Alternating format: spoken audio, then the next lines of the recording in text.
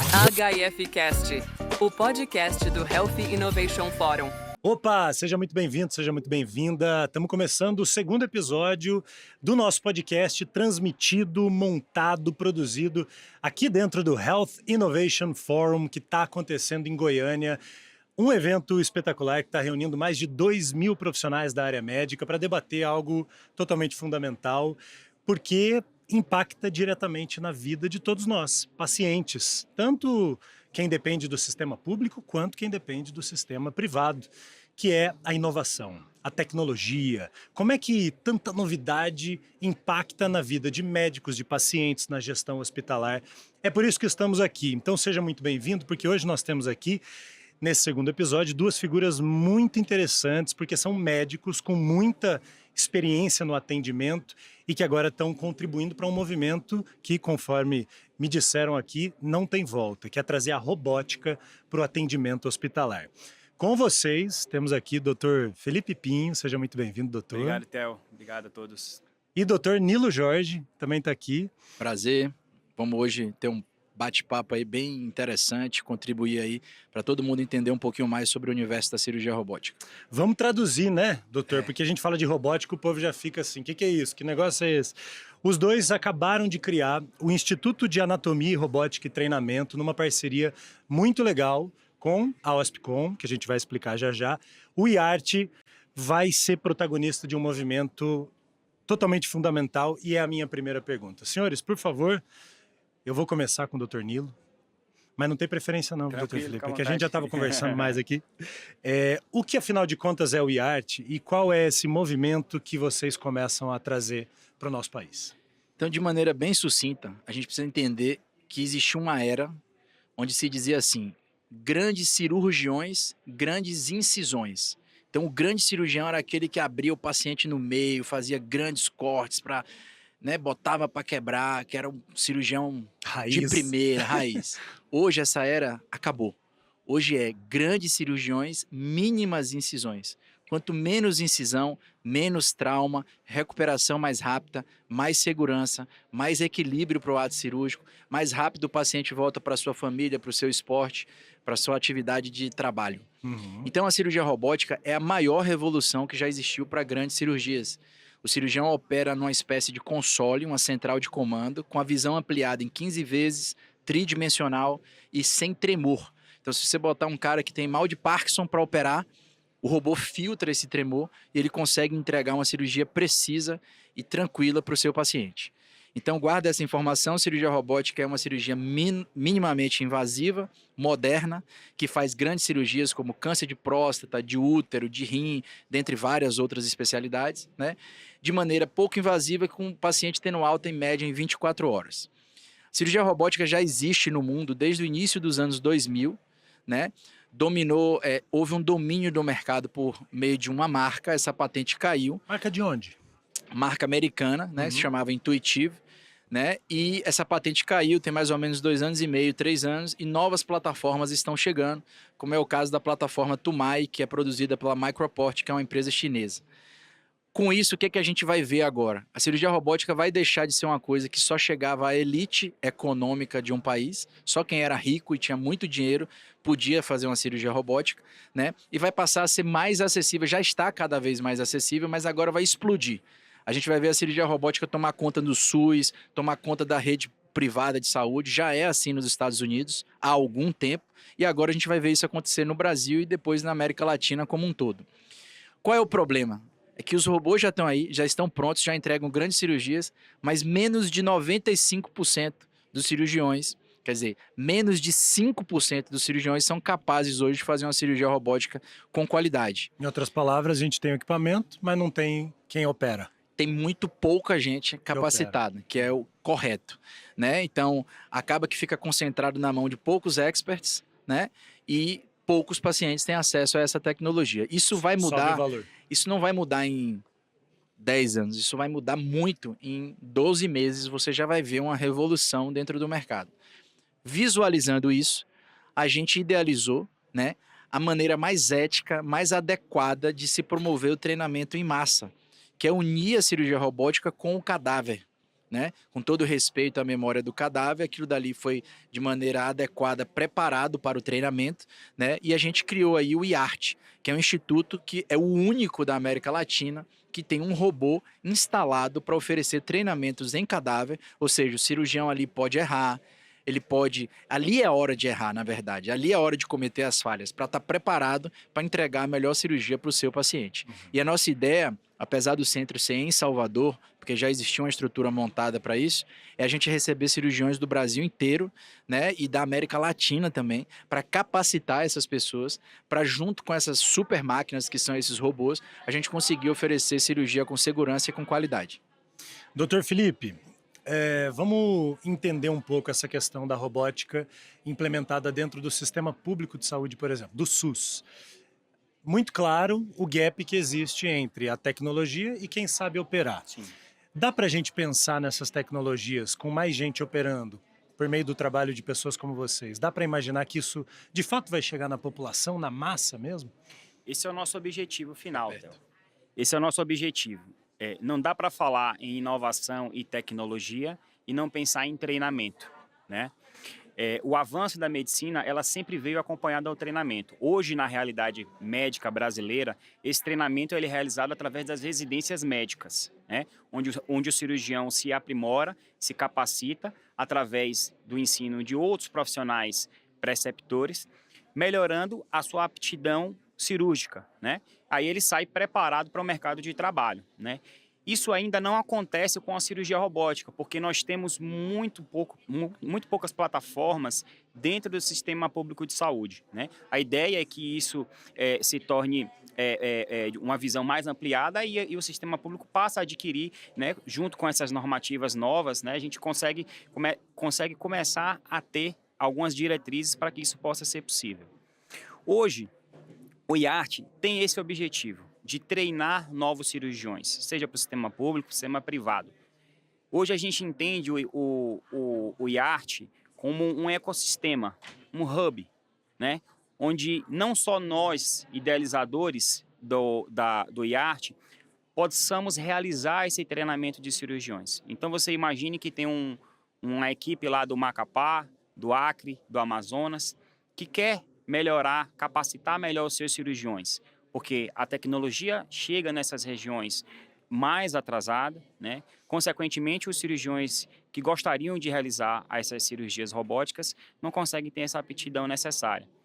Então, o IART traz isso como solução. Você absorve essas pessoas que têm esse interesse em realizar esse treinamento e você traz um novo modelo de treinamento em que você consiga realizar de forma mais célere o aprendizado desses cirurgiões. Então, hoje o IART, ele une essa ponta da inovação, da tecnologia, do treinamento, em um hub, em um ecossistema em que a gente consegue melhorar cada vez mais a capacitação cirúrgica desses cirurgiões. Um complemento aqui, rapidão. Não precisa ser rapidão, não. É o seguinte, o grande diferencial, e isso é uma coisa importante que a gente não falou, da cirurgia robótica para outras técnicas, é o seguinte, vou usar a minha especialidade, o câncer de próstata. Para um cara que faz cirurgia aberta, ter resultados considerados seguros, ele tem que fazer em média 50 cirurgias de câncer de próstata para começar a ter segurança nos seus resultados. Como se fosse hora de voo.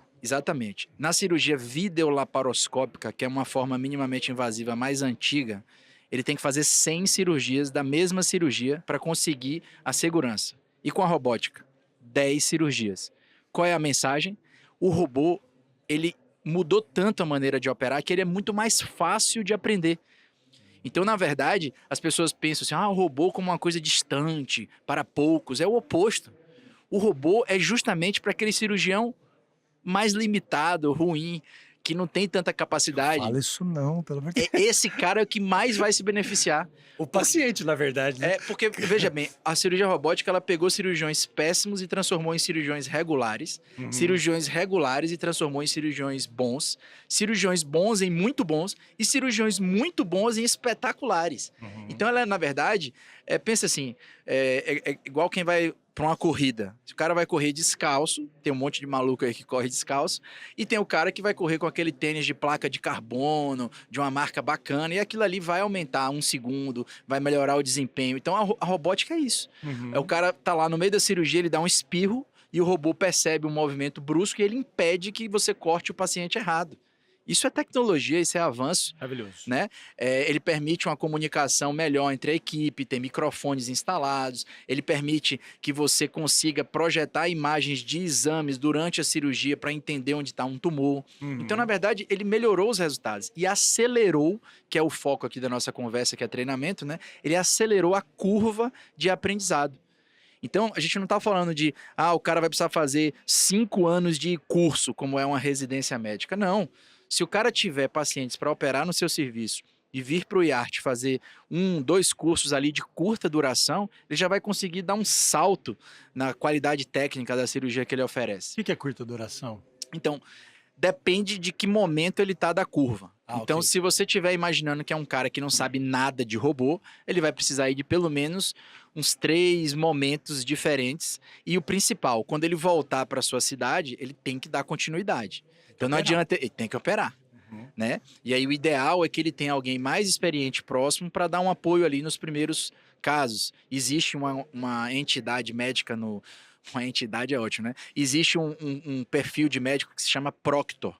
Esse é aquele cara que já tem uma grande experiência com cirurgia robótica, e aí tem um cirurgião que está começando, ele fica ali na sala, como se fosse uma retaguarda, inclusive com significado jurídico, né? Ele responde, inclusive, juridicamente pelo caso também, porque ele está ali representando o responsável pelo ato, apesar de ser um cirurgião júnior que está operando. Então, existe esse proctor, que idealmente monitora ali os primeiros 10 a 20 casos do cirurgião, e como a curva é muito rápida, a partir daí a gente libera, né? Então eu estou com quase 2.000 cirurgias robóticas realizadas. Eu fui observado pelo meu proctor nos primeiros 15 casos, né? Aí depois de 15 casos ele chegou e falou assim, não, Nilo, você está pronto, cara, pode operar só, né? E eu ainda assim pedi para ele ir quando era algum caso mais especial, algum caso mais difícil, até que em determinado momento eu passei a seguir sozinho. Então a ideia do IART, ela preparar, capacitar, deixa o cara afiado, né? Cria situações de alta complexidade e depois ele volta e opera alguns casos com algum tipo de apoio. Que aí é outra coisa, Theo, muito interessante desse robô chinês que o robô antigo, que era o dominador do mercado, não tinha. Esse robô chinês já traz para o mercado uma coisa chamada telecirurgia. Então, a partir desse robô que eu tenho lá no IART em Salvador, por exemplo, eles acabaram de instalar um robô em Rondônia. O cara vai estar lá operando e eu consigo me conectar ao robô dele. E se eu estou vendo que ele está operando errado, eu consigo tomar e corrigir eu estando em Salvador. Né? Um colega lá de São Paulo, Rafael, fez uma cirurgia em Porto Alegre, estando em São Paulo. Então isso aí não é mais coisa de... Isso é agora, já está aqui. A tecnologia já está na nossa mão. Então se você une treinamento, supervisão guiada à distância, né? E pessoas que estão tendo uma capacitação adequada, sem dúvida nenhuma, no fim das contas, o maior beneficiado é o paciente. Enquanto vocês falavam, eu fiquei pensando nesse número dos 5%, né? Porque já existia uma tecnologia, acredito que muito cara, né? Porque quando a tecnologia está represada numa única empresa, ela fica mais cara mesmo e tal. Muito cara. Muito cara. E agora a gente tem novas tecnologias e tal. Por que vocês acham que durante esse tempo todo, uma vez que a cirurgia robótica já tem alguns anos, por que os médicos não se especializaram? A minha pergunta é mais ou menos assim, o que vem primeiro nesse caso, o ovo ou a galinha? Assim, vocês acreditam que treinando pessoas a demanda aumenta, cresce? Onde que está o gap? Quer falar? Exatamente. Assim, é um questionamento interessante, né? No início, foi-se necessário realizar o treinamento de médicos específicos, né? Então, você conseguiu capacitar esses médicos, eles conseguiram aprimorar o seu conhecimento e eles literalmente dominaram o mercado, né? E aí... Tipo eu. Mas aí aqui eu sou conhecido por dizer o que eu penso, né? E aqui eu preciso gosto de gente assim, eu preciso fazer uma crítica, né? A empresa que representou a venda desses robôs no Brasil, na minha opinião, conduziu o treinamento da forma errada. Né? Ela não olhava para os médicos que não eram tão relevantes. Ela escolheu players específicos e ela contribuiu para reter o conhecimento. Entendi. Né? Qual era a argumentação para eles fazerem isso? Né? A argumentação é que eles queriam proteger a tecnologia. Eles queriam evitar acidentes, evitar problemas para não queimar a cirurgia robótica, o que faz algum sentido. Se essa retenção não fosse tão intensa, né? Ela poderia ter sido mais democratizadora, ela poderia ter investido mais em treinamento e capacitação das pessoas. Faltou um olhar mais voltado para ajudar a população. Ficou muito business e pouco atendimento. Exatamente. Ok. Essa é a minha visão. Os pacientes, eles, óbvio que a grande maioria procuraram essas referências, né? Foram beneficiados. Só que o entendimento é que ainda assim existe uma população represada nos bolsões do Brasil, no norte, no nordeste, até mesmo no sul e sudeste, em que eles são atendidos e acolhidos por médicos, não cirurgiões robóticos, que acabam orientando um procedimento cirúrgico que não é o melhor, né? Que é a cirurgia convencional, certo? Não é o melhor para quem?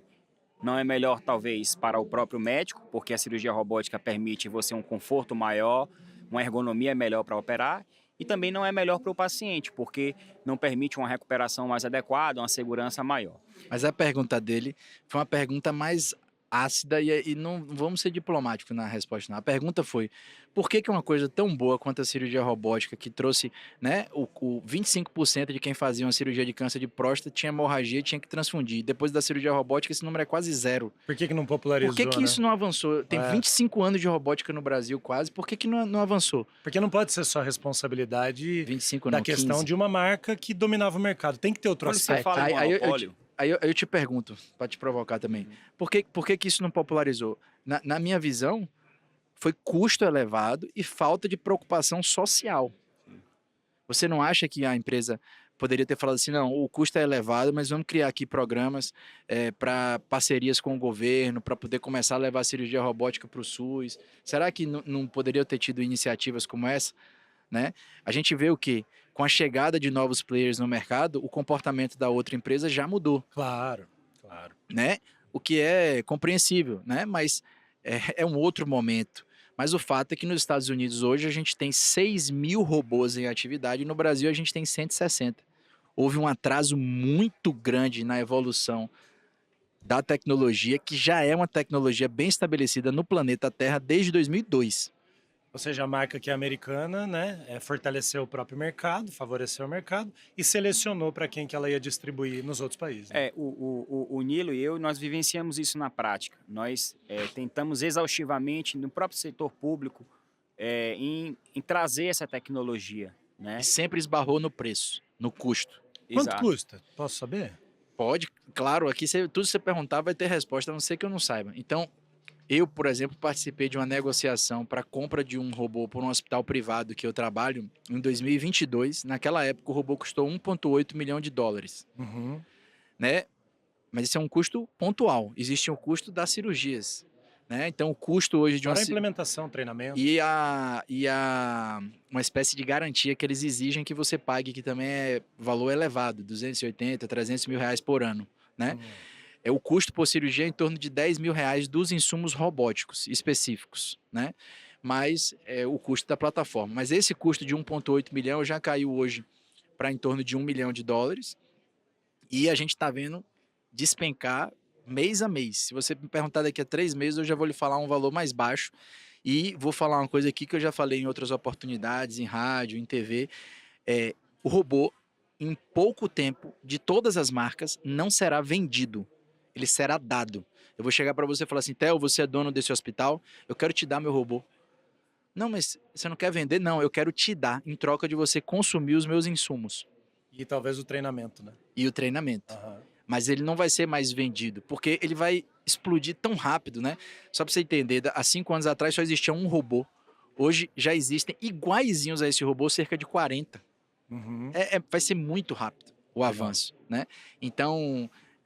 a minha impressão é que quando você tirar a barreira econômica, né, vai ser um avanço em velocidade vertiginosa. E trazer novas soluções, né? Então, assim, eu acho que o robô, o chinês, o Tumai, que é o robô que a Hospicon está trazendo como solução aqui para o Brasil, a gente entende que eles entenderam isso, né? Que eles não é só uma nova tecnologia, eles estão brigando contra a outra, não é só mercado, não é só comercial. Essa virada de chave do ensino e treinamento como uma grande aposta, né, para democratizar essa cirurgia robótica foi, acho que, uma grande sacada, e isso uniu forças com o nosso pensamento, com a nossa história, que é o que a gente vem fazendo todos esses anos. Genial. Muito legal, né? Porque vocês... Bom, agora o mercado se populariza nesse aspecto, a China vem, né? E aí mais pessoas podem comprar, aumenta a demanda por capacitação, enfim. Interessante, modelo de negócio interessante. Tem um aspecto importante desse evento, né? Que, enfim, a gente tem uma comunidade, né, de gestão, a gente tem uma missão, né? Enquanto donos de hospitais e tal, de realmente fazer com que o sistema seja mais inteligente, interligado e tudo mais. Diante desse cenário, como é que vocês entendem que tudo isso que quando a gente fala parece um pouco frio, né? Robô, gestão, dinheiro, recurso, treinamento, como é que isso, no fim das contas, vai impactar numa população brasileira melhor atendida? E, inclusive, melhor atendida do ponto de vista humano, que é uma das maiores reclamações, principalmente de quem depende do SUS, né? A falta de humanidade, muitas vezes, por falta de tempo, né, no fim das contas. Como é que isso traz impacto, doutor? Hoje, Pergunta profunda aí.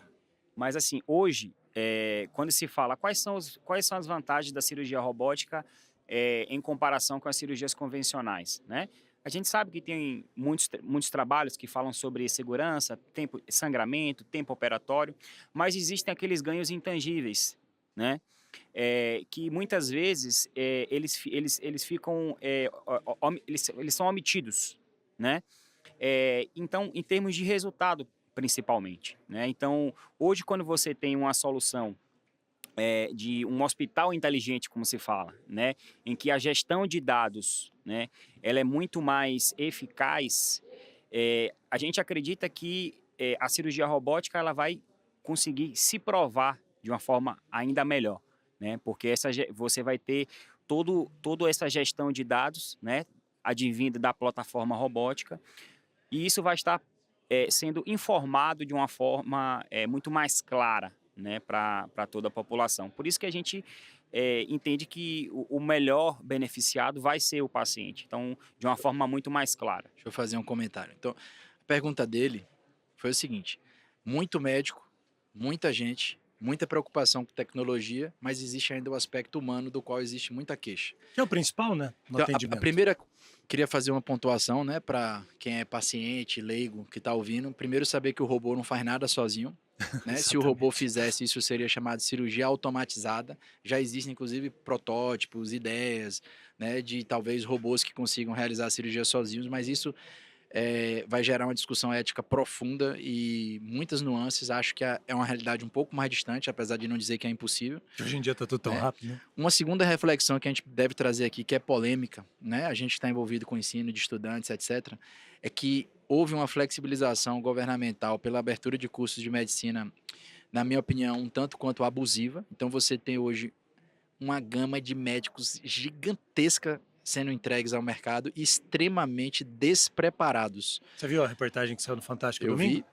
É assustador, né? E aí vem uma coisa interessante que tem a ver com o Health Innovation Forum.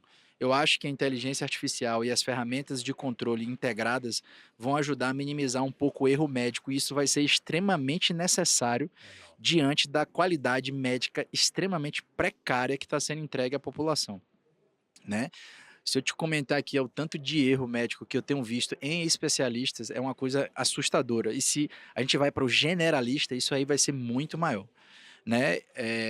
Então, eu acho que a inteligência artificial vai contribuir muito com isso. Agora, uma coisa até para a gente refletir para o IART, né? Estou trazendo aqui essa reflexão agora, é que nesses momentos que a gente tiver, a gente vai estar oferecendo esses cursos em cirurgia robótica, em capacitação, a gente vai estar tendo a oportunidade, né?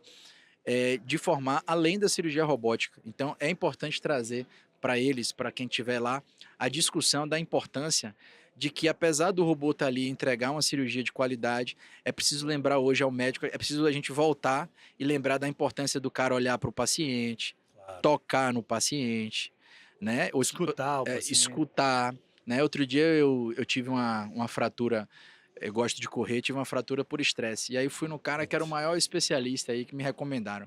O cara fez uma ótima consulta, 40 minutos e não me examinou, né? Eu tinha uma lesão óssea ortopédica. Ele sabia com que você era dor, médico? Sabia, né? Então, assim, pequenas coisas que o que é que eu acho? A gente está avançando muito, inteligência artificial, cirurgia robótica, análise de dados, integração de dados, mas vai precisar também parar um pouco e lembrar, não adianta nada. Você não vai prosperar no mercado, você não vai ser um médico que está acima da manada se você não se preocupar verdadeiramente com o seu paciente. E pode ter certeza, o paciente sabe quem se importa com ele, sabe quem olha para ele, sabe quem olha e só vê dinheiro, sabe quem olha e se preocupa de fato com quem está ali, né? Você vai precisar voltar a ter que ensinar o estudante de medicina e o médico a perguntar o nome, a idade, se é casado, né? Se é feliz. Você precisa entender a saúde de maneira completa e é importante a gente não deixar a tecnologia sobrepor valores básicos da prática médica, que sem dúvida nenhuma, hoje é uma prática médica decadente, na minha opinião, do ponto de vista de formação básica. Uhum. Então a gente vai ter que, inclusive, usar esses recursos tecnológicos para fiscalizar a prática médica, para usar indicadores de avaliação de resultado. Cara, não é fraco não, né? Não. Fala mesmo. Gente, oportunidade aqui, né? Vocês estão nos dando esse momento tão bacana. Então, assim, falem um pouco para quem vai assistir, porque a gente vai ter aqui público médico, obviamente. Como é que o médico interessado faz para conhecer o trabalho do IART e, né, treinar no IART? O IART, nós estamos aí nas redes sociais, né, no Instagram. Pode falar a rede social, doutor.